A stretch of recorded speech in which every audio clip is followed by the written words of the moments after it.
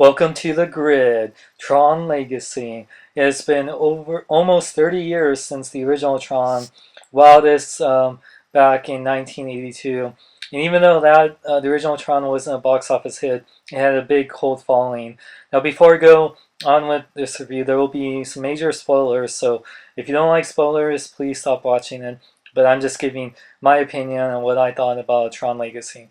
Now, the story was really good. I mean, it definitely it wasn't like the most original story. It was definitely like Kevin Flynn, played by Jeff Bridges, goes missing for about like 20 years, and then his son Sam finds him after the original Tron comes and tells him that he's got a page from him, which it turns out to be later by Clue, who's also played by Jeff Bridges.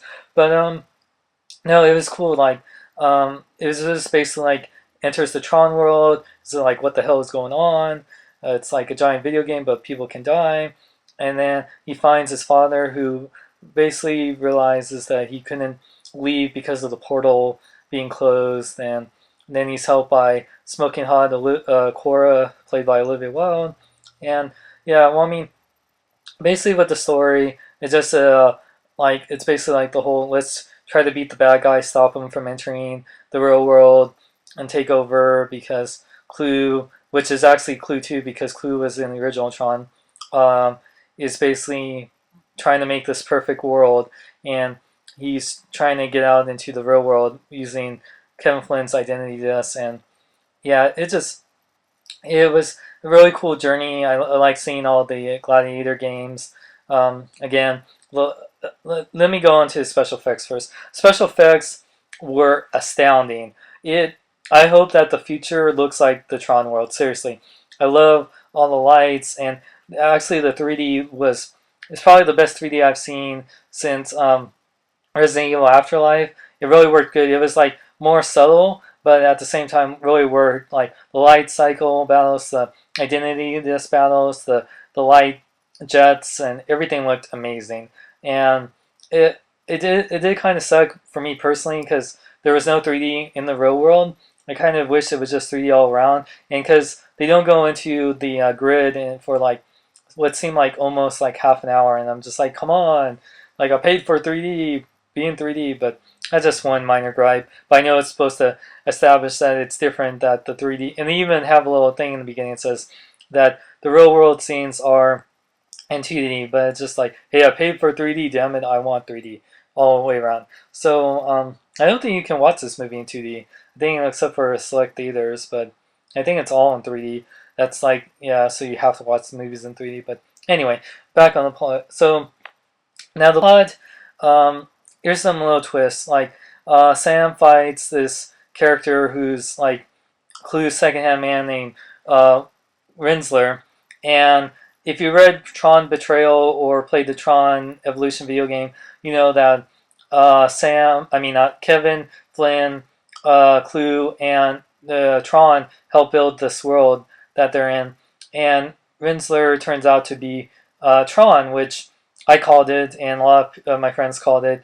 And one of the best scenes definitely was really cool when Rinsler, or Tron, turns back to good, and he starts shooting at Clue, and he says, "I fight for the users," which is definitely one of the best lines in the film.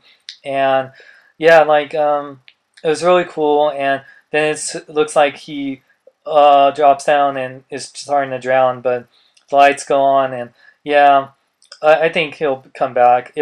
But the thing that makes it like weird, like with the sequel, and when I saw it coming too, that to stop Clue from entering the real world, and so Sam and Cora can go into the real world, Kevin Flynn sacrifices himself, and that was kind of sad because Jeff Bridges is, Tron to me, and it's sad that, now I don't know if he'll return, if they're going to make a sequel, if they should make a sequel, but all I have to say is the acting was really good. No one was overacting. Jeff Bridges, Garrett Hedlund were really good acting-wise, and Olivia Wilde was really good. She was Everyone was very subtle. No one was overacting. I even like seeing Bruce Boxleitner come back as Alan, aka Tron, and it was cool seeing other people I like Michael Sheen from, and this is like the second movie he's been in that has Evolution in the title, from Underworld, and he's also in the Twilight movies. Yeah, I have to mention that. But Michael Sheen was great as Zeus, and Bill Garrett from Fantastic Four: Rise of the Silver Surfer as Jem, Smoking Hot. Even had Serena Swan from who played Santana in Smallville as another siren, but all the acting was good. The story did drag on some parts, like in the beginning and in the middle part after they find Kevin Flynn, but the action scenes were dazzling. The overall story was really good, and definitely if you're going to see this movie, watch it in 3D in the big screen. You won't regret it. It's definitely a nice ride, and definitely I think deserves to be in a Disneyland theme park. That's how good it is. So, in my verdict, Tron Evolution gets a 4 out of 5. Go see it.